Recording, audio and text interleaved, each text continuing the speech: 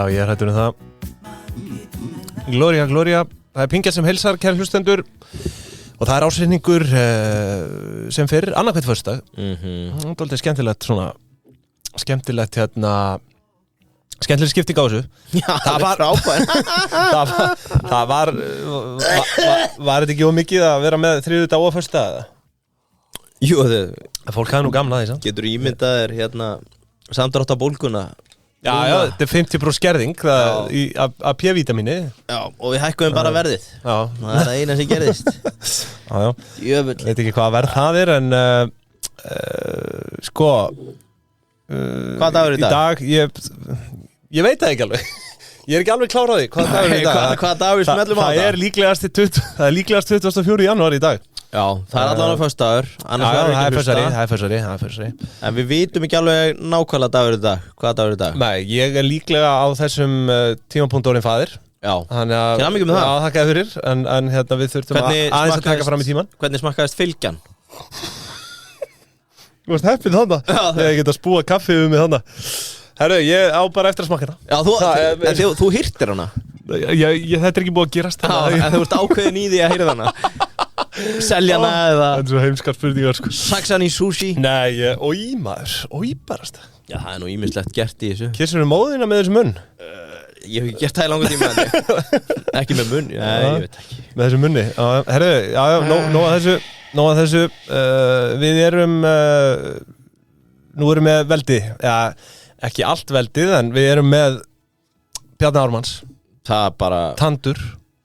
Erum við búin að annánsa hvað gerist á þessu ári eða? Hvað segirðu? Ég var að þú veist, það verður kannski hægt að koma tilbaka einhvern tíma seinna. Já.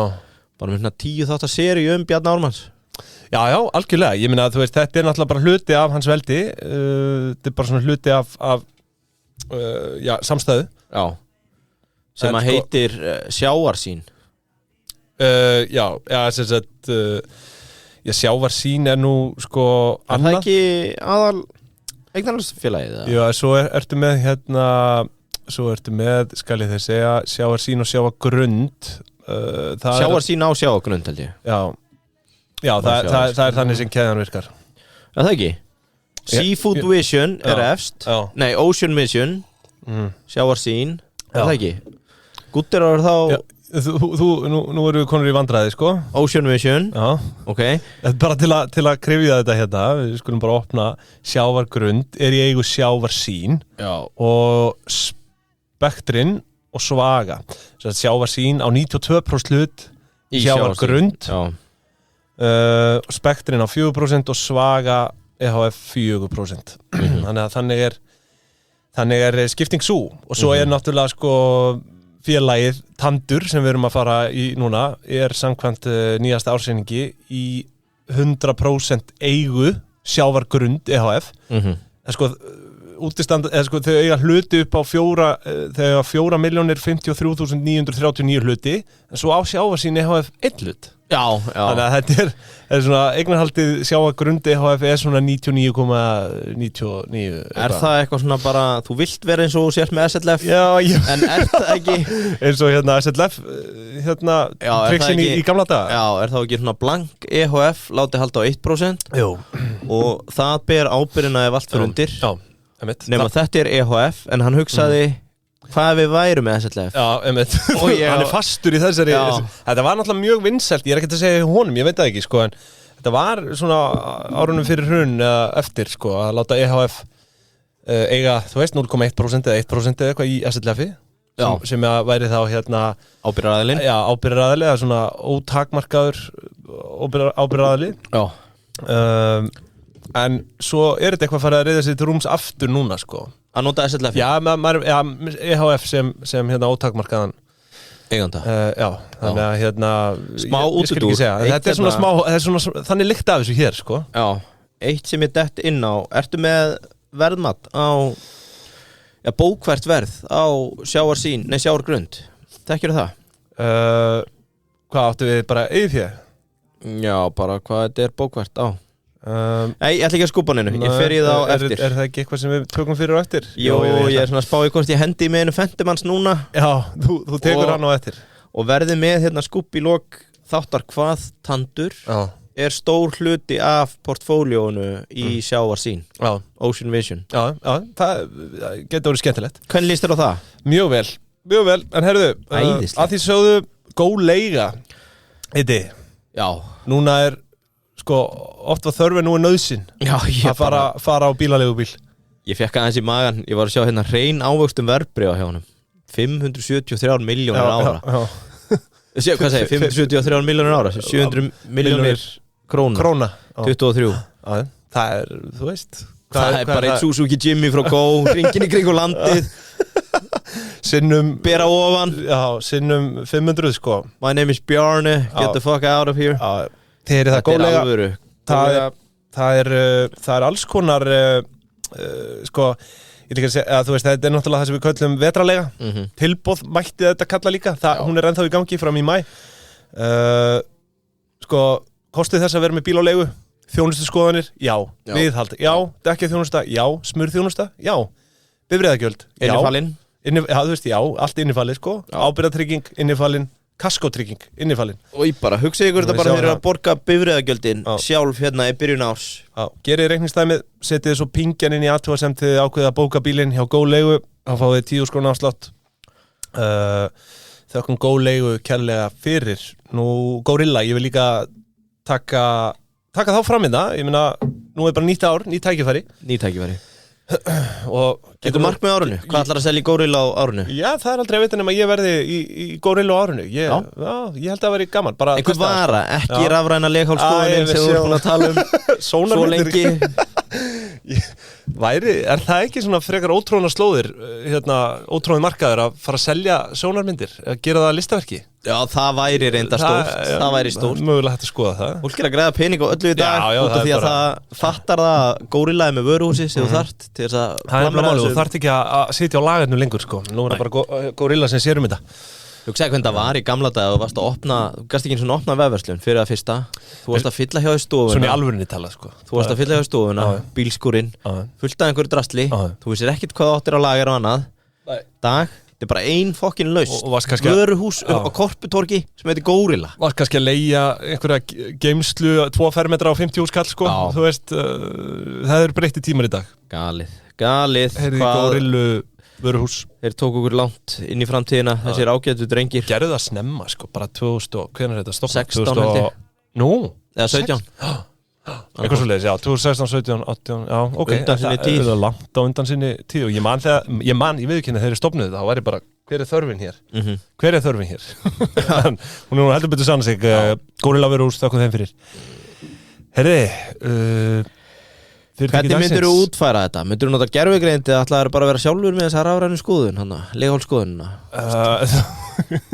Ég mun nota quantum computing. Ertu ekki búin að sjá þarna? Jó, frá Google. Frá Google eitthvað. Já, gott. Gæti eitthvað farið að fiffa í því á 9 ári, ég veit ekki. Hvað getur þú blörrað út mikið sem ég segi núna?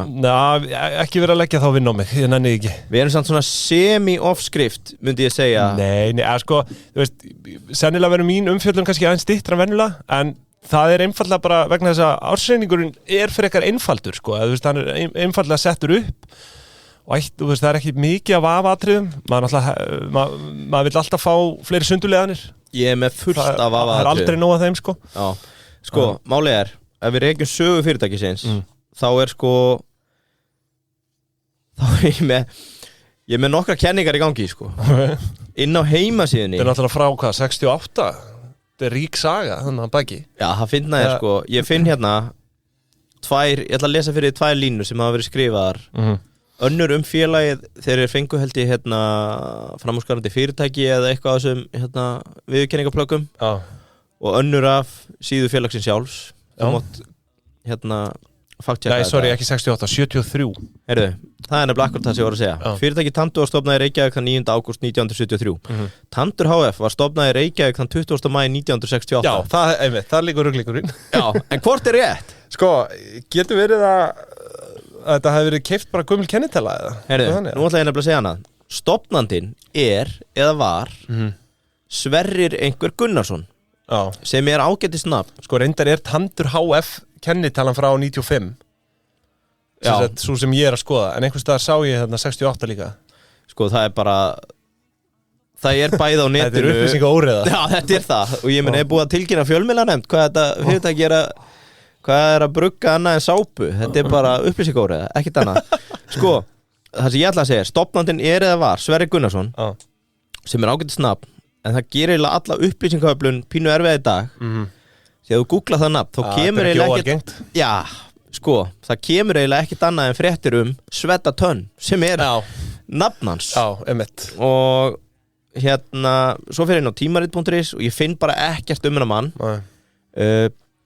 Þó hitti ég mann að norðan sem sagði að þetta hafi verið sjúklingur sem að kom við á Dalvík á til og að kallaði gulltillingurinn. Nei. Jú. Þess að spurði ég, hvað getur við blörrað mikið? Við þurfum alveg bara að blörra allt sem ég segi núna, en ég vil bara halda þessu upp á borðum. Sko, svo fann ég nefnilega haug af auglýsingum sem segja að Tandur HF sé frá Akureyri, sem að stangast strax aftur á við bara það sem Tandur HF segir. Hins vegar það þannig, það sem að við erum með upp á 10 að Tandur búið að vera í eigu sömu fjölskyldu síðan 1985. Þetta skrifa hjá þér. Já, ég ætla að blörra þetta sko. Þetta 3 ár sem þú verður að taka. Nei, það má alveg, sko, viðurnefni má alveg halda sko. Hvað með afkomendur? Þetta sem þú sagðir undan því fannst mér einstaklega ósmæklegt. Þetta fekk ég bara í sófanum hérna áðan sko, frá Dalvíking. En hann var örugglega rugglast, fara manna vel. Sko, það sem ég ætla að segja, þetta búið að vera í sömu fjölskyldu frá 1985, já það veist, fram að BB Ármanns. En það voru hjónin Guðmundur Aðalsteinsson og Steinun Aðalsteinsdóttir sem að keyptu fyrirtæki þá. Býtur bæði Aðalsteins, ég vona að þetta sé ekki systkini. Ég las allan að það væri hjón. Ok. Manstu þetta, ekki mamma en alltaf pappi? Jú, það svona sifjarspell. Já, það allan kom fram að þau hafi verið hjónin, Guðmundur Aðalsteinsson, Steinun Aðalsteinsdóttir, kaupa þetta 1985. Þá segir að Tandur var lítið fyrirtæki í Dugguvogi með 2 starfsmenn, reksturinn krefjandi eins og oft var menn í fyrirtæki. Svo finn ég aðra frétt frá 1987 sem segir að Tandur HF hafi verið innflutningsaðili á hreinsivörum frá Akureyri. Sem rennir aftur undir kenningu með Sverrir Gunnarsson og hans. Það sem að, árið 2006 þá gerist það að synir þessara hjóna taka alfarið við keflinu. Og þá verður til framkvæmdastjórinn Guðmundur Gylfi Guðmundsson og Birgir Örn Guðmundsson og þeir eiga síðan 20% hlut í Tandri 2017 þegar að sjá að sín kaupir 80% hlut í fyrirtækinu. Ég get ekki betur síðan að það sé eitthvað kemist í blóðinu á þessari fjölskyldu því að faðir þeirra Guðmundur sem upprunalega var nefndur þarna Sverrir. Nei, Sverrir út í sögunni. Við vitum ekkert hennar Sverrir. Það bara ein grein til hennar Sverrir. Þannig að ég ætla ekki að vera fabulera meira með hann. En sko Guðmundur sem kaupir 1985 með konu sinni /systur, við vitum ekki hvernig það stóð. Hann var efnafræðingur og mér sýnist að Birgir og Guðmundur synir hann sem taka við séu efnaverkfræðingar. Þannig að já, það alveg svona það bara kemestría sem rennur í gegnum þessa fjölskyldu. Hardcore verkfræði, sko. 2017 í svona 100 skipti bóði pingjunar. Enter the motherfucking Matrix, Bjarni Ármannsson. Stór player. Þetta sé óætt að segja það. Á óskráðum markaði. Og mikil vinur pingjunar. Já, þú veist, hann bara veit ekki að því. Mikla óbit. En við erum allan að miklir vinir. Já. Allan hlusti á podcast þegar hann gengur Everest, eða? Það stólega efast ég. Ég held að menn séu bara í einhverju núvitund.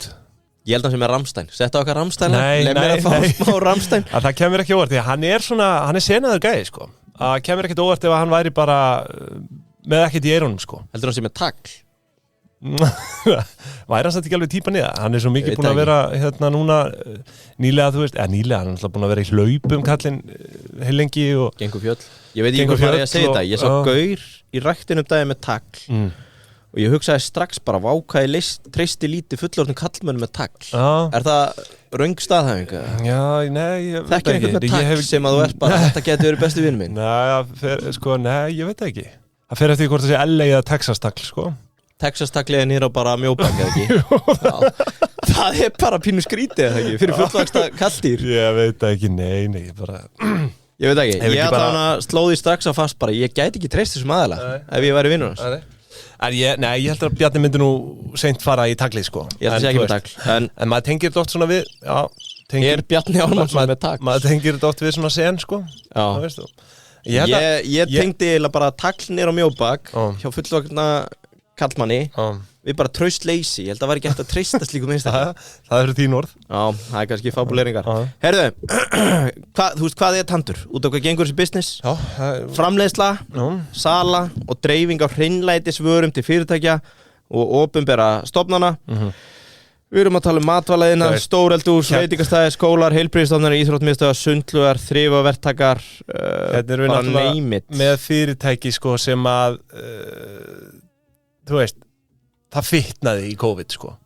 Já sko það er bara starfsemi þeirra, þau voru búin að vera að undirbúa sig undir þetta allt þeirra líf í rauninni sko. Að fá bara einhverja 3 kommunista til þess að vera að kalla þríeiki loka landinu, sitja á eitthvað spritt hérna æði bara this is our moment Já, og við sjáum alveg duglegan vöxt sko, í fyrirtækinu þessi ár auðvitað eitthvað tengist mergers and acquisitions auðvitað, eins og gengur að gerist í þessu Ég ætlaði nefnilega, sko, sorry við erum all over hérna, ég fann hérna rekstrarreikning Mjölfrygg sem held ég sögulega sé stærsti competitor að einhverju leyti og hérna býta aðeins, ég ætla að finna og var í eigu Ólís og var keypt til annars keppinautar sem heitir Takk hreinlæti en ég hugsaði, það summerar ekkert betur upp winners of COVID heldur en þessi lína fremst í ársreikningi Mjölfrygg 2021 og hefst nú lestur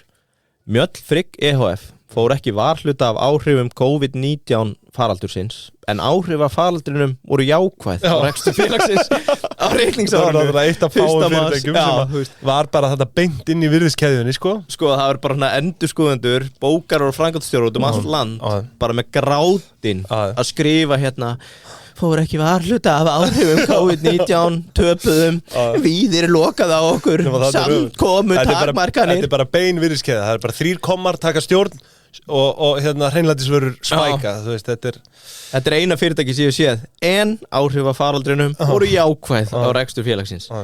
Heyrðu, það businessin sem þau eru í, eitt sem ég ætla að segja hérna kannski með vörur og annað með acquisitions, út af því að þau kaupa eða saminast félagi sem heitir Ræsti vörur. Já, það 2021, þannig að Víka vöruframbóðið. Svo tek ég eftir bara hérna í október 2024 þá kaupa þau sápugerð og það var ekkert sérlega stór rekstur held ég sko. Nei, ég fletti upp þessum bransa, fór aðeins að spá í þessu. Það eru svona 6 playerar sem velta 20-30 milljónum sem eru þá bara að flytja inn 400 lítra af einhverju eitri vassblanda svona 90-95% með vatni og þá ertu komið með það sem heitir sápa eða tjörurhreinsir eða eitthvað ógeð sem þú síðan selur inn í hérna, inn í stærri playera bara stærri playera eða verslanir eða bónus eða hvað þetta Sámur sápugerð var ein af þeim til að kóróna það að kaupa sápugerð þá langar mig að segja að ég dáist að markastjóruna þeirra að nenn að sitja inn á Facebook hjá þeim því að ég hef aldrei séð að blítið engagement á nokkra Facebook leiki eða annað og drýp ég niður á einn Facebook leik hérna frá 19. november 2024 Nú fæst Turbo Sámur 2296 hjá Tandur en veist þú hvað 2296 stendur fyrir? Með einu laufléttu læki og þinni ágiskunum rétt svar getur þú unnið inn kippu af Turbo Sám 2296 ásamt vikan bílaþvottasetti Svo fylgir með hérna af Turbo Sám 2296 brúsanum með þetta hérna á síðunni líka og ég held bílatjörur hreinsir Já, ég held að þessi frábæri leikur hafi fengið 9 like 4 komment og það var ekki announced af sigurvegari Þannig að leikurinn sennilegast ongoing Kannski við það bara DM Þetta sko sápu, þið talum, þetta heitir hvað, sápugerð Já, Sámur sápugerð Já, þetta náttúrulega sko, þetta virðist samt vera influtt eða hvað Sko, eins og ég segi, ég held þú sért bara flytjinn svona pallettu eða bretti af einhverju ógeði sem að bara, ef að mús lyktar á því þá er hún heiladauð þú tekur það, blanda 90% með vatni og hendur á brúsa. Þetta svona smá white label. Já, þetta ekkert annað. Þetta það sem ég kalla framleiðsla. En hérna, þetta bara Breaking Bad stuff, sko. Það svona líka, bara í einhverjum bensínkútum, sko. Fleiri skemmtilegar vörur, þeir eru með jóðdífuna góðu. Þú ert vantilega búin að kaupa það fyrir barneignirnar. Já. Það ekki? Ertu að nota það? Nei, þú veist, ég er náttúrulega, en svo takk ég það fram enn og aftur á eftir að fæða. Já.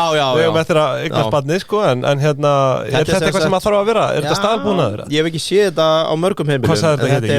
Jóðdífa. Jóðídífa. Þetta sést jóðefni til júgur þvottar. Ok. Úff, maður, þetta er að sjá að núna þetta, sko. Nú er gaman. Já. Ok. Send á Helgu. Nei. Á ég að kaupa jóðídífu fyrir þig. Heyrðu. Ídífa. Eitt að lokum. Það er galsi á nýjári. Pingindur hlustendunar. Hlustendur pinginar taka strax eftir. Ef þú skoðar heimasíðu Tandurs, hún er framúrskanandi. Já, fáránlega flott. Já, ég er sammála því. Markastjórinn greinlega búin að taka eitthvað rebrand til að flott logo og allt vel gert. Heyrðu, þetta á sér skýringar. Vettvangur sá að sjálfsögðu síðuna 2021 og vefsala hjá Tandri hefur aukist 300% síðan 2021. Þegar þeir taka hérna þetta í gagnið. Það gæti verið að hérna þegar Víðir ákvað að henda í að það mætti ekki vera fleiri en 10 saman í sama rými en hélt svo sjálfur eitthvað pönnukökubóð sem að 20 mætti og startaði hópsmiti. Það gæti verið að þá hafi fólk byrjað að panta meira á netinu en vettvangur er allavega svona grunninnviður þarna. Ætli þrý ekki sé á komish fyrir svona. Nú skulum við hægt að tala COVID, sko. Það COVID í búið, sko. Annað sannanir. Haldið þess að það verður að steytast í að þessu 5 ár síðan að COVID hóst. Ótrúlegt. Þá höldum við partí.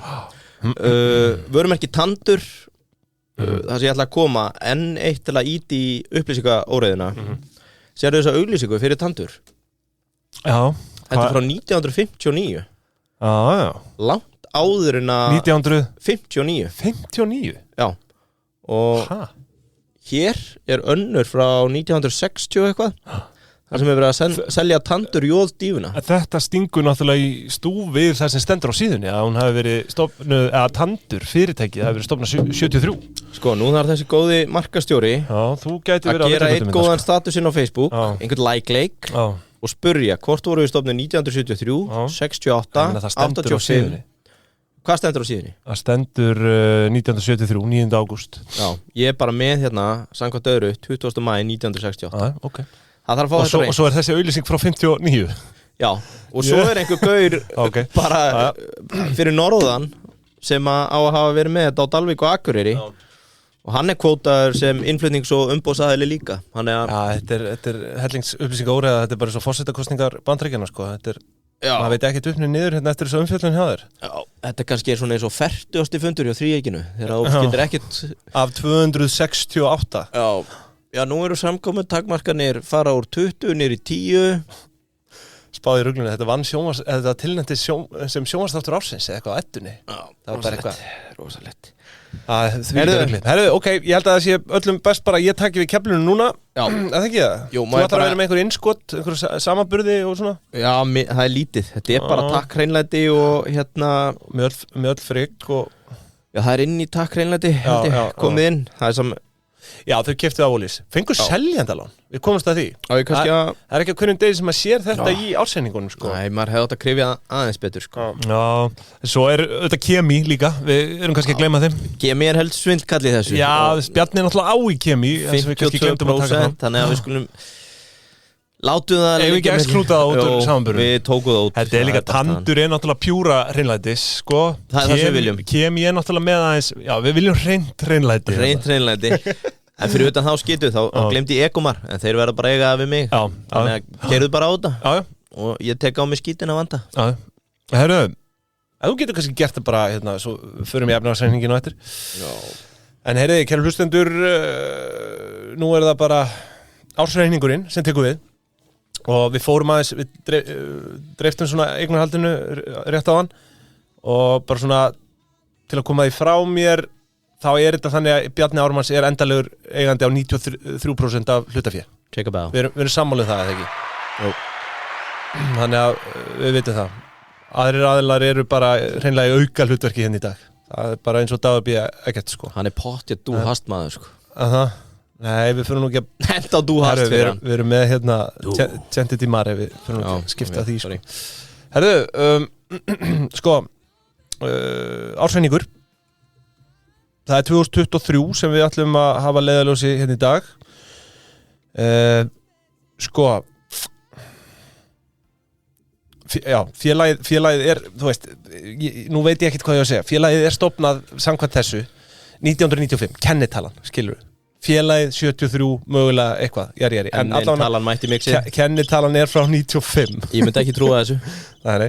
Þannig að hérna, áður en við höldum af stað í ársreiningin, í rekstrarreiningin, þá ber að taka það fram að hann í boði Teygja og við erum nú rætt það annarkvort pósið að kassakerfi Teygja leysir þetta allt.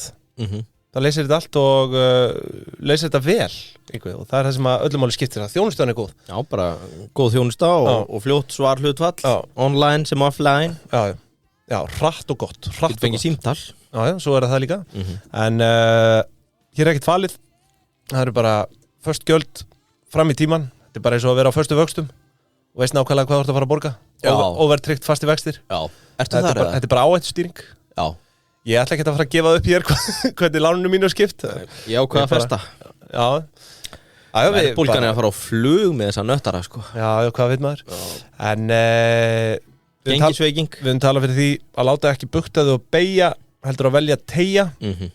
Og til dæmis að þú ert að stofna netverslun eða eitthvað sem að verður held í heitt á árinu 2025, þá Teygja rétti viðkomustæðurinn fyrir þig, ætti að vera einn af þeim fyrstu. Þannig að við þökkum Teygja fyrir. Herðu, þá dömbum við okkur bara í þetta. Rekstrarreikningur, hann frekar stuttur í dag eins og ég nefndi á hann. Það ekkert verið að flækja þetta of mikið þarna. Og við byrjum bara á tekjunum.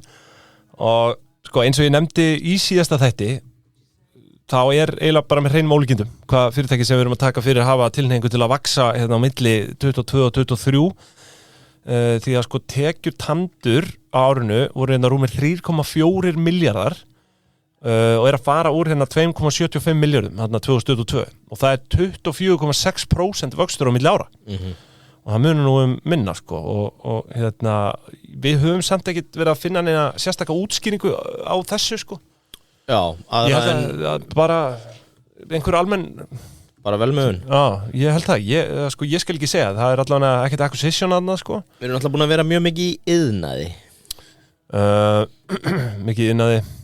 Þú veist, þetta inntengt. Já, það sem við erum að taka fyrir, já. Við vorum reynda með Innes sem það bara svona almennur uppgangur. En þau eru vissulega búin að vera fjárfesta ansi vel hérna síðustu ári, komum kannski nánar inn á það eftir. En þetta allavega Ég vel líka eiginlega bara að henda strax inn afsökunárin í gleymi. Ég búin að nota gervigreindina mikið. Já. Það ekkert að marka þetta. Nei, þetta bara, þú veist, það ræður ekkert við þessi skjöl, sko. Ég ætla að reyna þetta, eitthvað að stytta með tíman við undirbúning hvers þáttar. Nei, það bara glemdu því, sko. Svo fór ég bara aftur í gamla góða, Wordið bara.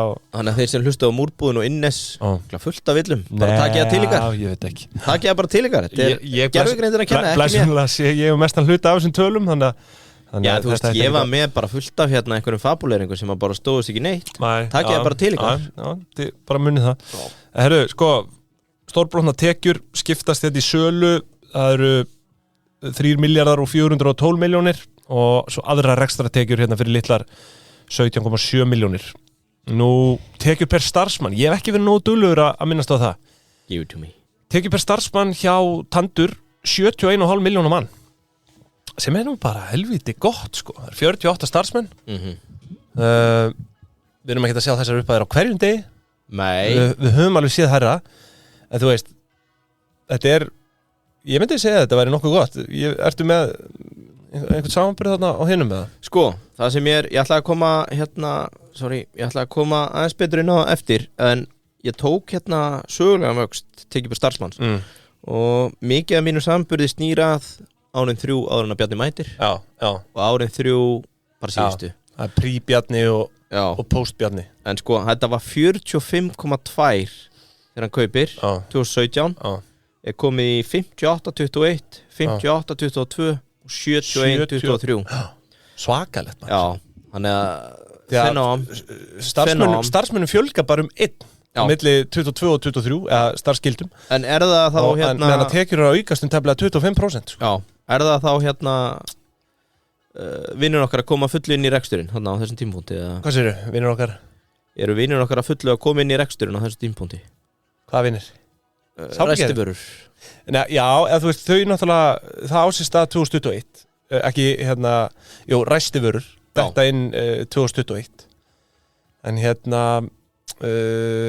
já, en 71,5 miljón bara nokkuð gott, tekið per starfsmann og sko, ef við förum aðeins aftar 50,9 takk reynlandi já, 50,9 já 61 hjá Mjöll fyrir acquisitions já þannig að þau bera þarna höfuð og herðar yfir, það nokkuð ljóst já, Bjarni kaupir þetta 2018 og ég vil koma inn á það að velta fyrirtækis hefur aukist 120% síðan á sem sagt 6 rekstrarárum og vöxturinn á milli 6 rekstrarára þarna undan, það er að segja frá 2012 til 2017 var rétt 40% sem sagt úr 1 miljardi og 63 miljónum í 1492 miljónir og eins og nefndi við sláðan sko, það sem gerist þannig í millitíðinni frá 2018 til 2023 er að þau kaupa ræstivörur 2021 ræstivörur voru að velta 316 miljónum árið þar áður hann með glerugu eða?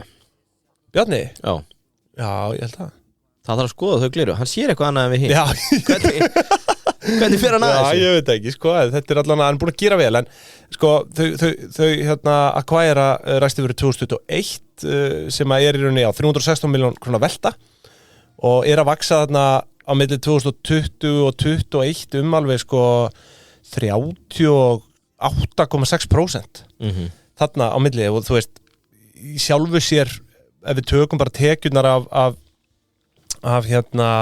ræstivörum og leggjum þær við tandur að þá eru þau samt að vaksa umfram það sko alveg vel þannig að og þetta er náttúrulega COVID-árið stærsta COVID-árið er 2021 sko þannig að þetta er svakalegu vöxtur á milli ára nú að því sögðu sko já bara stórbrotin vöxtur búin að eiga sér stað 120% á 6 rekstrarárum og þetta er þetta ekki bara mjög augljós Bjarni Ármanns effekt sem er reisið staði hérna. Jú, það virðist vera. Það breytist allt í gull á hans vakt einhvern veginn, næstum allt. Kannski ekki fiskurinn, ég veit ekki.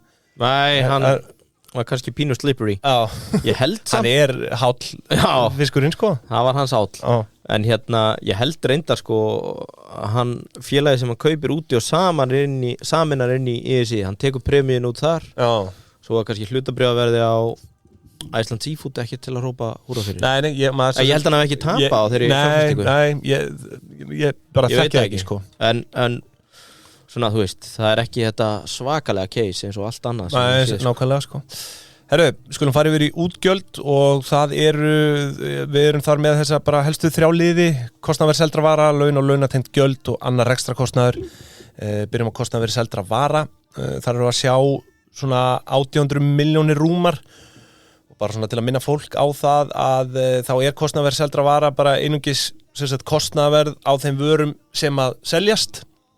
Restin sem er keypt inn á árinu bara og selst ekki, hún fer undir byrðir á kostnaðarverði í efnahagsreikningnum á kostnaðarverði. Nú, sko, við getum náttúrulega fundið álagningu á þessum seldu vörum, deilum sölu með kostnaðarverði seldra vara og þá fáum við álagningu upp á 89% sem er svona cirka meðalálagningin síðustu 6 ár eða svona, erum með meðalálagningu upp á 92%.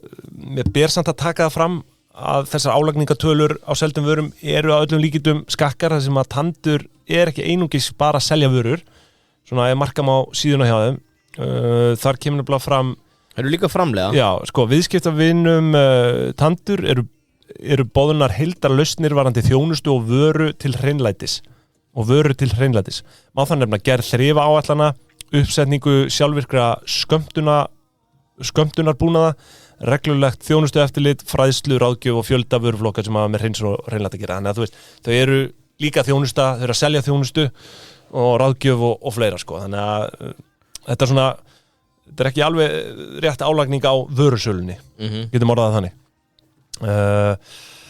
Þannig að bara, já, erfitt að meta framleiða á þjónustu, gerum það allavega ekki út frá þessum ársreining. Haldi punktinn á mér aðeins. Ekkert verið að sundulega meir en þarf þarna. Hold my finger please. Já, hvað viltu? Sko, það sem ég ætla að koma með var kenning. Framleiðslan, innflutningurinn á eitrinu sem síðan vassblandað. Ég held að sé hrottaleg framleiða því. Já. Mér langar að segja 400-500%. Já, ef ekki meira. Já. Svo blandast að þau eru að selja alls konar tæki líka. Þú getur keypt einhverja þrifa bómu síndist með sem kostar einhvern 500 kall sem bara svona iðnar skúringavél og fleira sitt sem eru ekki alveg suma álagningu. Nei. Já, álagning, þú sagði 500% framleiðaðan, þú meinar álagningu. Já, þú veist, já. Þú fer ekki í framleiði yfir 100%. Nei, eða þú veist, já, ok. Það sem ég fann með sápugerð sem held ég bara pjúra þessi business, þeir eru held ég ekkert að kaupa og selja, það bara sámur. Kaupi bara eitthvað ógeð, eitur sem enginn drekkur eða neitt, vassblanda og þá ertu komið með sápu. Þar þetta 148% 2023 sem þeir kaupa. Já, og ég held að það sé bara svona lágmarkið. Já, sko fyrir framleiðslu ákveðna sko. Það einmitt sko. Ef þetta væri bara pjúra framleiðsla þá væri þetta 100% hærra sko. Já, og ég var að reyna að finna það voru alls konar svona business hugmyndir sem voru á lofti í COVID. Það sem einhverju snillíkar voru bara að flytja inn 400 lítra af einhverju eitri og ógeði og vassblandaða og þá varstu komið með náttúrulegt spritt eða þú varst með náttúrulega sápu. Já, maður sá spritsala sprett upp hverja koppa grunduð þarna. Og þá var bara, þetta voru unreal margins á þessu. Þú voru kannski að kaupa 4.000, eða hvað þetta? Takk eitt dæmi og leika okkur inn í byrni. Haltu áfram, ég skal leika mér á meðan. En já, bara kostnaðarverð seldra vara 800 milljónir. Ég ætla bara að fara yfir í launin þá. Þú mátt skjóta inn bara þegar þú ert búin að reikna þetta í byrni. Sko, við erum með laun og launatengt gjöld upp á samtal 643 milljónir. Við erum að sjá 525 milljónir af því fara í hrein laun til starfsmanna og eins og ég nefndi áðan að þá voru stöðugildi hjá félaginu 48 árinu 2023, þannig að ef við deilum hreinum launum niður á 48 starfsmenn í hverju mánuði þá sjáum við 911.000 krónur rúmar í mánaðarlaun, þess að meðaltalslaun. Já, vel gert. Þannig að hér er verið að gera bara, ansi vel við starfsfólk, svona að meðaltali myndi ég segja. Líka kannski að taka það fram samkvæmt skýringum að þá fóru 54,2 milljónir til lykilstjórnanda á árinu svo að meðallaun almennra starfsmanna væntanlega eitthvað aðeins lægra. En samt sem áður þá sjáum við þetta ekkert fara yfir 900 kallin á hverjum degi sko. Þannig að þetta bara þrjus vel gert. Laun og launatengt gjöld eins og ég segi samtal 643 milljónir, hrein laun til starfsmanna eru 525, lífeyrissjóðsframlag 70,8 milljónir og önnur launatengt gjöld 47 milljónir. Og hugsa þér, mótframlagi lífeyrissjóð 70,8 milljónir. Á ekki að skattleggja þetta bara við innlögn. Maður velti því fyrir sér hvar þetta endar. Þetta verður ekki bara skattleggja þetta við innlögn. Nei, ég segi svo, ég veit ekki. Herru, nóg það. Síðasti útgjaldaliður, annar rekstrakostnaður, hann stendur í 358 milljónum króna. Sjáum reyndar ekkert hvað fellur hér undir frekar fyrir daginn. Við sjáum vissulega leiguna og eins og oft tíðkast að þá leigir félagið aðstöðu hjá móðurfélagi. Í þessu tilfelli Sjávargrund EHF og svo aðstaða er að Hesthálsi 12 í 2050 fermetra rými. Fyrir það greiddu tandur sem tæplega 85 milljónir króna, nána tiltekið 7.054.800 krónur á mánuði. Og það kemur fram að leigugreiðslur eru verðtryggðar, svo þetta er svona meðaltals greiðsla á mánuði að ræða sem ég var að tala um. Það er 3.441 króna á fermetr að meðaltali. Segðu það þér. 3.441 króna á fermetr að meðaltali í leigu. Leigan? Já. Vá. Hvað höfum við að segja við því? Hvernig metur þú það? Er það mikið? Ég hefði aldrei að veri bara ágætt. Já. Er þetta ekki á hálsum? Já, þetta er í hálsunum sko. Já. Hestháls. Já. En þetta er í eigu fasteignir í eigu móðurfélagsins sko, þannig að þetta er vantilega borguð bara eðlileg svona normalt leiga þarna. getum orðað þannig. Ég vissi að einhver geymslubil og annað einhver starf á völlunum, kannski 100 fermetrar, það var svona 15-20 skall. Já. Þannig að þú ert að fá topp húsnæði 3 og 5, það er ekkert eitthvað. Nei, ekki svo slæmt. Nei. Herru, við sjáum ekki meira undir öðru rekstrarkostnaði því miður, samtals 358 milljónir og þá förum við yfir í EBITDA. Okkur er ekkert að vanbúnaði. Þau eru að loka árinu með EBITDA upp á 625 milljónir sem er 18,2% EBITDA framleið. Og ég held ég geti með fullri vissu sagt að það er bara ansi öflug framleið. Því að þetta er náttúrulega í sjálfu sér einhvers konar heildsala. Þú veist, hvað er þetta annað? Já, þetta er framleiðsla. Já, þú veist, ég er að segja, sko, þau eru náttúrulega að dreifa til fyrirtæki, þetta er B2B, business to business. Vissulega þetta með þetta þjónustu framboð líka, en það er alls óvíst hvort að það sé stór hluti af tekjunum, en já, þetta er bara nokkuð gott. Ef við kíkjum í baksýnisspegilinn þá þurfum við svona að leita aftur, til 2016 sýnist mér til að sjá aðra eins EBITDA framlegð, þannig að þetta er einn svona, besta framlegð frá innkomu Bjarna, sem er vel, 18,2%, 625 milljónir. Nóðum það, ef að fara í afskriftir, eða varstu komið með þitt? Sko, ég er að spá, ég mun örugglega að renna á rassinn með hitt. Blanda einhvern kokteil þarna? Já, ég er að spá hvort þú gerum ekki bara það að fendimannskvarðanum, hér lók þá. Já. Ég muni reikna út framleiðar útreikningan. Á spritti? Já. Það er enda fókin spennandi maður. Vá.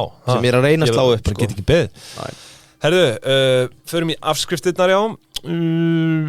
Sko, afskriftir og niðurfærsla eins og þetta heitir hjá þeim. Samtals 58,3 milljónir og það er tvískipt. Við erum í niðurfærslu óefnislegra eigna fyrir 18,4 milljónir. Þar undir er viðskiptavild og hugbúnaður og sko það kemur þetta fram að viðskiptavildin sé tilkomin vegna kaupa á starfsemi og þetta er væntanlega ræstivörur. Reyndar myndast þessi viðskiptavild sko 2020. Þannig að ég spyr mig en það geti náttúrulega verið að eitthvað hafi verið farið í gang þar.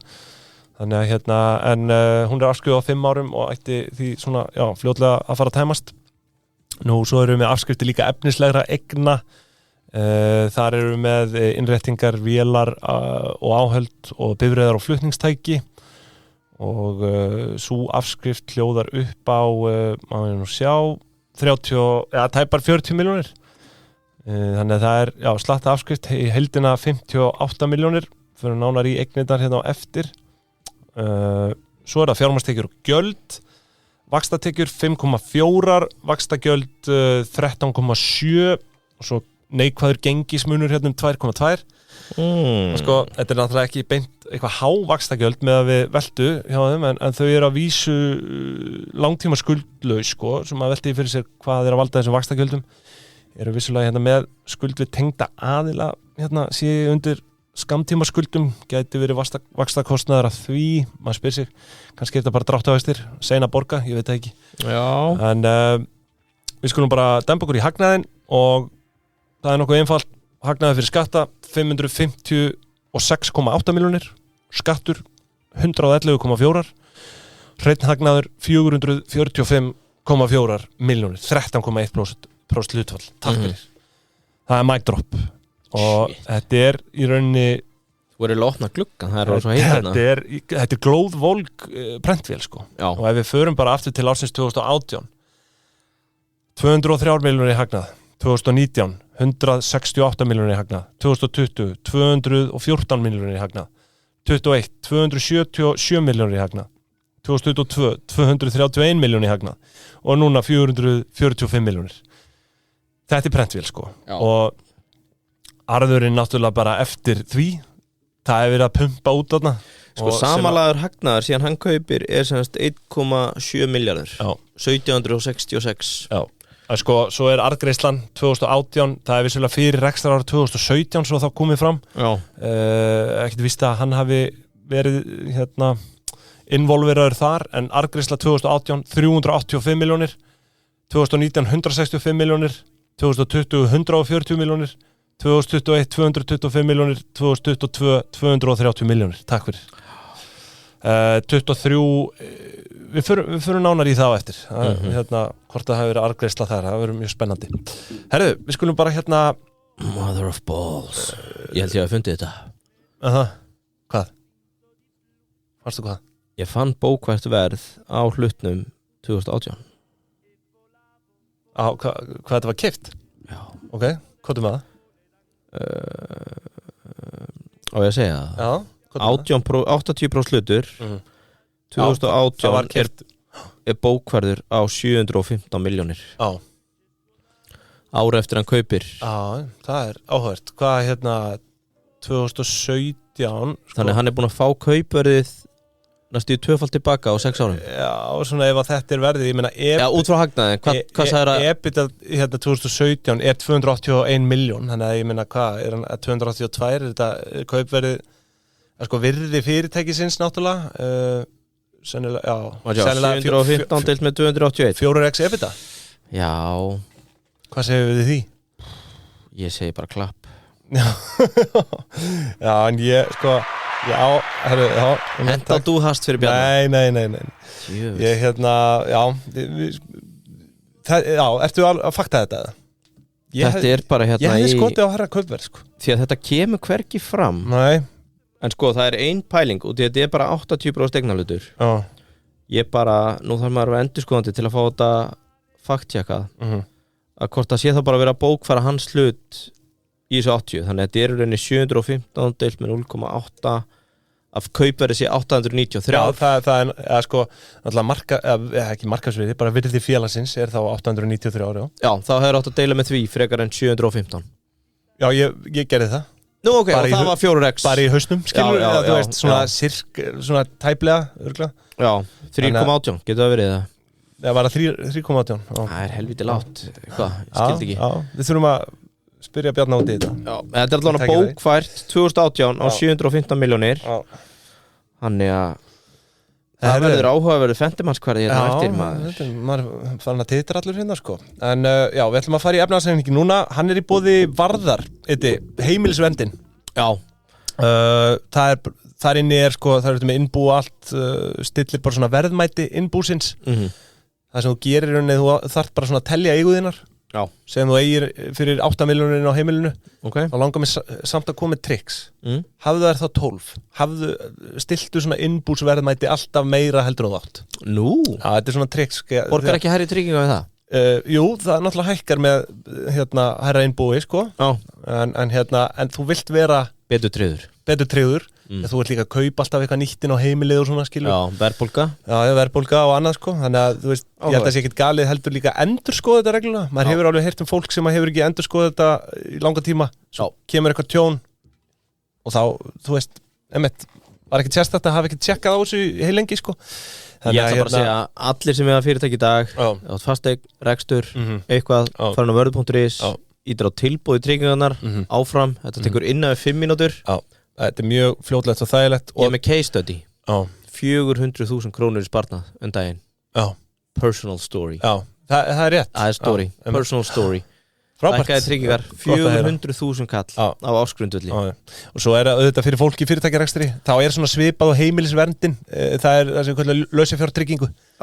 Það er bara símar og tölvur og svona starfsmanna og þú veist, bara borvélar og hvað annað sko. Þetta er fullkomin heimauna fyrir þunnan fjármálastjóra. Þú ætti að hlusta á hana þátt og það er föstudagsmorgun og þú veist að fjármálastjórinn er að koma þunnur, bara kannski drekku mikið, var djam í gær, sett hann í þetta, bara fara hann á vörð.is og bara allir sem þú veist að er þunnir. Þetta er bara, ef þú átt fyrirtæki og ert að hlusta, þá er þetta áminning og spark í rassinn. Farðu inn á vörð og tjekka þessu. Já, bara líka út í þessu þægilegt út úr þunnur og þú fær strax símtalið, fær strax tilboð og þú er bara, wow, ég gæti gert eitthvað í dag þótt ég sé ennþá með í blóðinu. Nákvæmlega. Ég kom einhver í verk og mögulega sparaði 20 miljóna. Ótrúlegt dæmi. Herðu, þökkum verði tryggingum kærlega fyrir. Nú, við byrjum á eignum og efnahagsreikningurinn hefur nú bólnað út bara frá því Bjarni tók við. Rúmlega tvöfaldast úr 571 miljón í eignum upp í 1159 miljónir. Og ef við byrjum á fastafjármunum þá má sjá að það hefur verið fjárfest eins og ég nefndi áðan, það hefur verið fjárfest duglega síðustu árin í varanlegu rekstrarfjármunum 136 milljónir 2021, 74 2022 og 80 núna árið 2023. Heyrðu, þetta ekki sanngjarnt. Hvað? Þetta ekki sanngjarnt, ég var að fatta. Þegar hann kaupir sjávargrund, fasteignin náttúrulega líka. Hvurslags óréttlæti það? Þegar hann kaupir tandur? Já, einmitt. Hvurslags óréttlæti það að vera með fasteign upp á einhverja 500 milljónir og alla veltun í tandri og vera að búa til þessa peninga vel. Einmitt. Þetta er ótrúlegt. Það þarf að skoða gleraugun hjá hann. Hvað í fokkanum hvernig fer maður að þessu? Þurfum að senda mail á hann. En þetta er ósanngjarnt finnst mér. Hvernig fer það að þessu? Já, byrju, ég er að tala við fólki hérna. Hann er búinn að fjárfesta fyrir þetta eru 280 milljónir síns mér 290 milljónir síðustu 3 rekstrarár. Bókvært virði fasta fjármuna stendur í 276 milljónum í lok árs og það er aukning tæpa 200 milljónir frá lok árs 2018. Þannig að það er alltaf að bólna út á efnahagsreikningnum eftir koma hans sem er vel. Nú sko undir þessum fasta fjármunum eru óefnislegar eignir sem er viðskiptavild fyrir litlar 397.000 krónur og svo hugbúnaður fyrir 33,8. Svo erum við með efnislegar eignir, það er innréttingavélar og áhöld fyrir 206 milljónir og svo bifreiðar og flutningstæki fyrir 70 milljónir. Þannig að maður nú sjá 276 sagði það ekki, passar. Nú, svo eru það veltu fjármunir líka. Það er talsvert stærri pakki, þar sjáum við byrðir stærstar 462 milljónir og ef við reiknum velturhraðan á því, þá erum við að fá 3,95. Það er það byrð 4 sinnum á ári þar sem að lagarinn er að endurnýjast út frá þessu. Biðtími upp á 92 daga. Ég ætla sjálfur sér ekkert að setja út á þetta virðist rúlla bara nokkuð vel hjá þeim. Ertu með einhverjar samanburðartölur? Nei, ég er djúpt sokkin í aðra reikninga. Þetta gleymt við núna. Það eru mikilvægari hlutir að gerast í Excelinu núna. Ég hlakka mikið til. En allavega, ég meina, þetta er velturhraði byrða upp á 4. Ég held að það sé bara nokkuð gott. Nú, næstu á eftir byrðum, þá fyrir við viðskiptakröfur. Það eru 319 milljónir. Það eru svo kallaða netto viðskiptakröfur. Það eru niðurfærðar 5,5 milljón. Sjáum þetta reglulega, þetta er svona til að mæta hvað segir maður, væntum vangreiðslum. Svona einhvers konar áhættustýring. Það borga allir í þessu. Þú veist, er þetta ekki náttúrulega mest megnis fyrirtæki og stórkaupendur. Kannski veitingastæðirnir sem eru auðvitað fara alltaf einhverju á hausinn. Ég held að veitingastæðir beri einhverju ábyrgð á þessu. Á þessari niðurfærslu. En svo erum við næst með kröfur á tengda aðila upp á 58,4 milljónir og við sjáum reyndar ekki nákvæmlega á hvern þessi krafa en það er öllum líkindum móðufélagið. Svo er það handbært fé fyrir einungi 6,6 milljónir. Heldur smávaksin pingja svona miða við, en þau eru náttúrulega vísu ansi duglega að greiða út arð á hverju ári og að vera nokkuð stabílt, en þó ekki núna í ár eins og ég nefndi, og ég get sagt það Yngvi að þau ráðast í kaup á einn bréfum fyrir 400 milljónir. Þetta er auðvitað bara svona önnur tegund af arðgreiðslu. Þetta er ósanngjarnt. Sambærilegt allavega. Hvernig faraðu að þessu? Kemur til lækkunar á eigin félagsins, þannig að This is too much.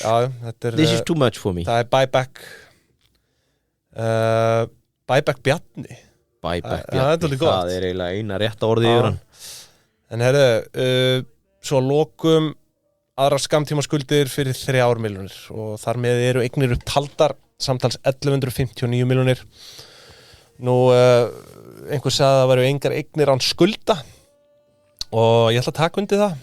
Ég ætla að taka undir þau orð. Það eru engar eignir án skulda. Byrjum við ekki öll á að skulda? Fyrst í launatjekkin þá skuldaru, þú veist, skuldar tíma. Það er ekki allan að hægt að segja það. Skuldi ekki allir einhvern tímann eitthvað? Eða kannski er það þannig að vinnuveitendin skuldar þér og þú skuldar tíman. Ég veit ekki. Breaking news, ég kom til 2020. Hann er komið 90% hluti í sjávargrund. Bókvært verði komið í 857. Á 90%. Ég endurtek 2020 857. Við erum búin að hækka virði fyrirtækisins upp í 952. 952, þetta hafi verið undir hjartanum eða? Það bara, ætli þetta sé kaup síðust aldar eða? Nei, síðast áratugs. Já, það gerir tilkall til þess allavega. Já. Var ekki búið að skera úr það ef að svo keppni var í gangi? Ég veit ekki, var einhver sem var að spá í hérna frá 2010 til 2020? Ég held alls ekki, sko. Það samt mjög áhugavert að spá í því. Ég get trúa hérna allt swing og ding með Hotel Kea frá því eftir hrun. Mikið ferðarþjónustengt. Arctic Adventure dæmi. Já, sko, 2010 til 2020 var þetta svona áratugur ferðarþjónustunar, sko. Ég held að sé óætt að segja það. Kannski fram til ásins 2019. Versta fjárfesting, klálega tekið saman er hérna Play. Já. Held ég. Já. Er það ekki? Já, ég meina... Er til stærra gjaldþrot sem að átti sér stað þessi 10 ára tímabili? Já, áttu Váer. Váer, meina ég. Ég held þú væri að tala bara Play, ég meina þeir byrja vissulega, nei, það sannlega 2020, 2021. Já. En já, Váer, já, það var stórt, vissulega. En allavega, hérna, hvar var ég? Engar eignir á skulda, það er nú bara þannig. Og verður alltaf að skulda eitthvað smá. Og hérna, sko, félagið er vissulega langtíma skuldlaust og hefur verið það svona að mestu. Nei. Hvað? Skulda er ekki neitt. Já, sko, nú hætti þú. Langtíma skuldlaust. Sko, það hefur eiginlega að mestu, bara svona eins langt aftur og mín gögn á.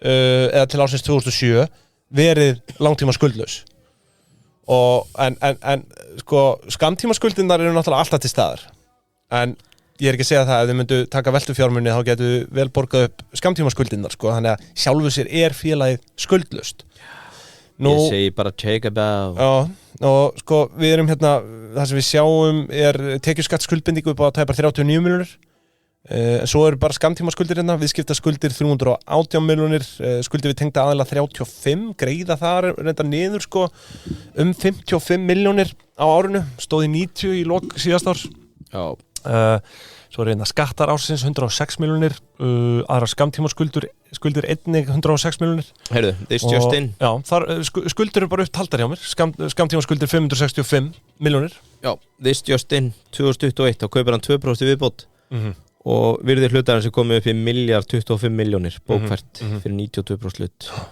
hlut Mér líður svona eins og ég sé að uppfæra tölur í kostningum Já, þetta en þú veist já, hann kaupir 80 svo kaupir hann hvað, 10 kaupir svo 2 svo 1% einhvers staðar Nei, hann kaupir ekki meira en það Er ekki 2 sem eða sikkur 4% núna Spectrin sem er einhver gauð sem horfir á James Bond því að það lítur að vera vondu kallar James Bond Já, hann alltaf kaupir hann fara náttúrulega hlutafjár lækkun með að kaupa einn bréf Já Þannig að getur verið en allavega sko skammtíma skuldi 565 milljónir þá fer ég náttúrulega kíkja á skammtíma greiðsluhæfið við erum með veltufjár hlutfall upp á 1,5 sem er vel prófnefnd viðurkenndra bókara hoppar að kæti þegar að sé þetta lausafjár hlutfallið hins vegar 0,68 undir ásnum viljum sjá þetta yfir ásnum þetta hefur náttúrulega með það að gera hvað byrðir eru þungur baggi þetta í veltu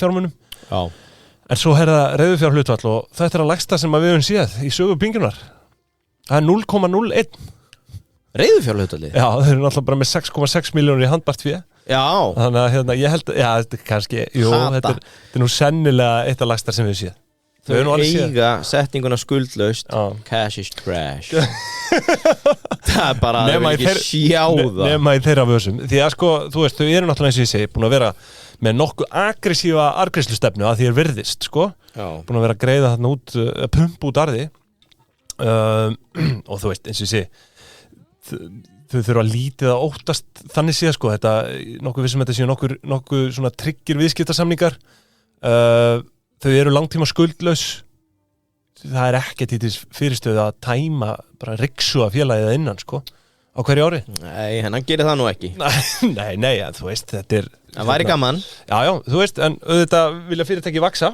og það er annarkvort að leggja pening í framtíðina eða í sinni eigin vasa og þú veist, þau eru náttúrulega bara komin á þannig stað að þau eru orðin, hverju munar í veltu á tandur og hérna hvað heitir það, hérna takk dótinu? Sko, það er nefnilega leiðinda fréttir af þeim vikstöðum að þeir eru taka yfir Mjölfrygg þá var gert ráð fyrir að samanlögu velta held ég fyrir árið 2023 ætti að vera komin í 1,1 miljard Mér sýnist 2023 hún hafi bara verið 967 milljónir þannig að það er smá dropp. Já, þú sér það, ég meina þau eru ráðandi á þessum markaði, tandur ásamt kemi kannski, en við nefnum þau náttúrulega ekki nafn hér. Já, alveg klárt, bara dominera. Þetta má ekki vera of þægilegt, sant, sko. Svo veit ég ekki einu sinni hvort ég sé að gera Pepco einhvern greið að hafa þau með í þessu. Nei. En ég sá bara einhvers staðar að þau eru að selja eitthvað spritt og eitur og geð og hvað þetta allt heitir. Þau eru að velta 363 milljónum. Já. Það er reynda bara 8 starfsmenn, þannig að það er svona frekar lean operation, þannig séð. Nei, en ég styði þessa arðgreiðslustefnu sem að ræða sér stað, enga síður, sko. En, sko, já, heildarskuldir félagsins eru 604 milljónir. Það gerir ekki nema 52% skuldahlutfall, þannig að þetta er bara svona, já, nokkurn veginn 50-50 gírun. En þú veist, samt er þetta bara félagið skuldlaust, sjálfsög. Þetta eru bara einhverja viðskiptakröfur og viðskiptaskuldir og eitthvað, þannig dót, sko. Þetta er ósanngjarnt. Ég skil þetta ekki, sko. Nei, þetta er auðvitað, eins og þú segir, hvar fáum við svona glerugu? Já, bara. Hann er naskur. Því fleiri tölur sé hérna, því betur lítur þetta út fyrir hann. En til að loka þessu, þá erum við með eigið féð. Það var hlutafjárlækkun sem sett á árinu eins og ég nefndi úr 4,5 milljónum króna á nafnvirði niður í 4.053.940 krónur. Nú, lögbundi varasjóður 2.125.000 og svo óráðstafað eigið fé 549 milljónir króna. Þannig að þetta bara, þú veist, það er nægt rými til að pumpa frekar út. Þannig að þetta bara lítur gríðarlega vel út, 48% eigið fjárhlutfall og allir glaðir, sko. Þetta er rosalega. Þetta er algjör skeppna, þetta félag, sko. Vá, hvað það er vel orðað. Og þú veist, eins og segir að þetta er ekki einu sinni, fastegnin er ekki hérna inni, sko. Ég held að ef hann væri að skrifa ævisögu núna, þá hét hún bara Built Different eða I See Differently. I See Differently var ég, herðu. Bjarni Ármanns, I See Differently. Hvetjum hann bara til að, Hvernig sá hann þetta helvíti fyrir? Kom aldrei bók hann? Það bara, á eftir að koma, I See Differently. Ég myndi skrá mig á svona forsölulista, sko. Á ég núna bara að, djúsa yfir mig. Það er ekki komið bók. Nei. Hvað segirðu? Já. Djúsa yfir mig. Sko, ég reyndi að rekja, bókfærsluna á þessu og gerði þér viðvart í hvert skipti. Síðasta sem ég sé er þessi 92% hlutur á 1025 milljónir 1.025 milljónir miðað við hvað annað í sjávarsýn er bókvært á 4.166 milljónir eða 4.166 milljónir Já, sjávarsýn Já, bara móðurfélag Bjarna þá er þetta 25% af hlutarfjár í öðrum félögum á Íslandi Ef við horfum á heildareignir upp á 9,7 milljarða þá er þetta 11% af heildareignasafninans En Kitty hringdi frá Keldunni og sagði þú mátt ekki gleyma verðmatinu Nei, það má ekki gleyma því Það má ekki gleyma verðmatinu Og hér höfum við það Því að samkvæmt Keldunni þá er verðmati á þessari ógeðslegu skepnu Bara tandur núna, eða ekki? Þú ert að taka bara tandur Jú, en ætti ég kannski frekar að taka sjávargrund til að brydda upp á þessu Já, við erum bara, þú veist, það er ástæða fyrir því ég snerti ekki á hinu Við bara erum að taka fyrir tandur í dag Við þurfum ekki að krifja veldin eitt frekar 6,5 milljarður byggt á frjálsusjóðstreymi 7,4 byggt á Nei, 7,5, bara 7,5 milljarður 7.494 milljónir Þannig að ef að einhver lípi eða fá þetta marka sko. Var eitthvað chemical nasty shit Exxon Mobil eða eitthvað erlendis segir, heyrðu, við ætlum að kaupa upp hennar sápuframleiðanda frá Íslandi sem er að flytja inn eitthvað eitur og blandaði vatn þá væri þetta orðið ef hann fær þennan 7,5 77% af eignasafninu ef allt annað er á gangvirði en nú fer ég bara að velta fyrir mér ef allt annað er á gangvirði nei, ekki á bókverði, heldur gangvirði á gangvirði, þú ert bara að taka bókvert hérna núna þetta er bara þykkist þetta sko, en ég meina þetta er rosalegt veldi. Já, og Kjeldan, gott að minna á það að ef þú ert í áskrift að þá hefur aðgang að verðmati. Sömu upplýsingum við, þannig að svo eru þið líka komin á stað með verðmat. Þú getur keypt verðmat. Nei. Já, ég sverða. Þú getur keypt bara vel útiláti verðmat og þetta verðmeta félagið þitt. Ég var að toppa mig. Hvað? Ég ákvað að kíkja á verðmati á sjáargrund, ekki tandri. Já. Það er 12,2 Já. Þannig að þú veist, þessi fjárfesting frá 2017 ef hann myndi bara að selja hana og bæti við sig litlum Smarties bitum fram í COVID hún væri orðin bara verðmætari heldur en alltaf eignasafni fyrir. Þetta er ótrúlega hlutur að gerast hérna, en ég vil benda fólki á það að fara í áskrift á Keldunni vegna þess að þá getur þú farið að pikka inn hlutafélaga þáttöku. Ég get skrifað, ég get hendin hérna Iddi og þá sé ég bara þá sé ég safnið sko. Nei, ég segi svona. En þú getur farið að njósna fólk. Og íti bara hérna og sækja. En það ekki? Hlutafélagaskrá, sækja. Nákvæmlega. Þá ertu bara komin. Það er algjörst snilda tól skrá ykkur í áskrift á Keldunni. Þakka þeim fyrir. En einhverju, nú er eiginlega komið að rúsininu í pilsuendanum og þar sem ég er hvað spenntastu fyrir hérna. Já, ég veit að Óttar verður nú ekki sáttur með mig núna. Að við skulum taka Fentimannskvarðan. Við hefðum eiginlega bara átt að reikna hann áðan í beinni. Já, en sko Fentimannskvarðin hefur verið dálítið breytilegur sko. Hann er á ákveðnu reiki. Já, við erum að fínstilla þetta sko. Já, ég hefði kannski átt í. En þið þekki nú orðið Fentimanns vel, kæru hlustendur. Þetta er þið fáaða gin. Já. Nei, fáaða gin, fáaða tónik segi. Fáaða tónik sem gerir allt gin betra. Sem gerir allt gin betra, það er rétt. En hérna, ég ætlaði bara, og því ég var áðan að reyna að reikna út lítratölunar og sína fram á með Fentimanns hvað er arbært að vera í góðu bruggi. Og þetta er ekkert annað, þú bara brugga eitthvað ógeð, flytur inn eitthvað eitur og vassblandaða. Fentimanns, það er aðeins meira lagt í það, úr með jurtir og eitthvað, sullir í og býr til tóniki. Sko, ég fann hérna frá Alibaba, þú getur keypt Industrial Sprit, held ég 99% ethanól. Mér sýnist þetta vera. Er ekki venilegt handsprit bara svona 95 eða eitthvað? 90-95? Jó, ég fór bara í að sterkasta, sko, ef ég er að gera sprit eftir þríeykisreglunum, þá vil ég 99%. Og ég fann að þú getur fengið 1000 lítra á hérna $1,100, þannig að ég er að setja það á svona 150 skall. Já. Jesus maður. Ertu með mér? Já, hérna 1.150.000 dollara fyrir 1000 lítra. Já. Svo fyrir tonn. Einhver flutningskostnaður eða eitthvað annað. En hérna. Ok, reikna þetta. Þá er þetta 1000 lítrar, já. Deilt með 150.000. Hvað er það? Sláðu sinni í reiknavélina. Já, ég ætlaði bara svona að fá því til að leiða þetta með mér. Já. Getur verið að sé 150 krónur líturinn. Já, það er bara hárið. Rétt. Svo finn ég spritdollu hérna til sölu á ónefndri heimasíðu sem verður ekki til þegar þessi þáttu fyrir út. Það sem að 250 millilítrar er að seljast á 490. Ég setti 400 bara til að gæta sem er já, ok, þá er til að gæta sanngirnis út af því að það er heildsöluverð og eitthvað. Þá er það 1600 kall.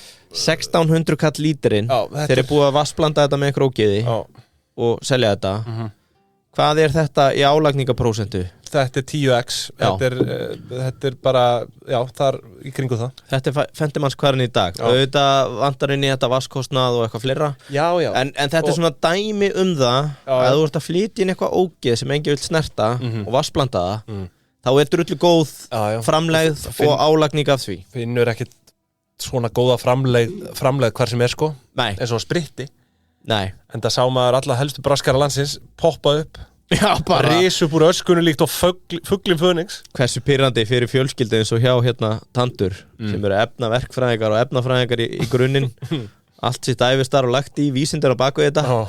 Svo ertu komið með einhverja helvítis málverkabraskara fann að selja sprit og þið blandaði svo út í vatn. Já, ég held samt að sko Tandur að sé eiginlega óætt að segja að þeir voru hinn raunverulegi sigurvegari COVID sko. Já, þetta er unreal operation. Þið finnið, það er í ansi fáum ársefningum þannig að þið finnið að faraldurinn hafi haft jákvæð áhrif á rekstur félagsins. Þetta er líka sko, þetta er sama svona neikvæða orðalagið og er í öllum öðrum nema svo kemur fór ekki varhluta af hafði jákvæð áhrif fór ekki varhluta af faraldrinu en hafði jákvæð áhrif ótrúlegt við þakkum Fentimans fyrir þetta tónikið það arbært að brugga og þetta líka sko ef þeir að halda teiti sko ekki voga ykkur og kaupa eitthvað annað tónik heldur en Fentimans þetta er svona hvað segir maður, þetta er smekklegasta tónikið á markan mjög fallegt heyrðu, hafðu veisluna smekklega með Fentimans þegiðu frændi hvað, ertu að fá einhverja nýjar ég var að fá djús veitu hvað, bara í beinni, þetta bara á Facebook eða? Ég þarf að slá þessu upp strax Haltu okkur gangandi Já, ég meina, maður getur nú talað ímislegt hérna ímislegt hvað á ég að fara að tala um hlutafjár á ég að tala um hérna talaði markaðin, hvað er svona hreyfa markaðin í dag? Núna, þessi þáttur við veitum ekki hvernig þessi þáttur kemur þannig að ég held að það sé nú óskynsalegt en nei, ég meina að þú veist 116 6 Geturðu sagt mér hvað er að gerast hérna? Ég var að fá ágisk frá fagmann í fæinu hvað þau var að selja marga lítra á ári Tandur? Já og ég ætla að deila með veltunni sem er eins óábyrgt og að gerist en að þau sé að afritja 3.000 krónur á lítrin 3 skall á lítrin á spriti eins og að sé ekkert annað vöru fram á það var ekkert samingi í þessu, ég hef aðeins meir tími í þetta ég fyrst afsökunar, Tandur, stórkostlegt operation Bjarni, never stop seeing what you see og buyback Bjarni, þetta er risaplegir og bara við lofum hann er að gera vel, það er nokkuð ljóst það er Bjarni Ármanns effekt hérna ásyningurinn er málaður að Bjarni Ármanns effekt það ekki það? Ætlar að slá þessu upp eða? Þú nærði þér það var vilt Herri, kæru hlustendur, við þökkum fyrir í dag Ég er bara sveittur eftir þess að skemmt Verðum aftur með ykkur Fá eitthvað eitur og þrýfa líkamá með minn Hvað vassblanda eitur Bæði hlátur og grátur inn í dag Herri, við verðum aftur með ykkur í föstudagskaffi næsta föstudag Þangað til, verið sæl Bless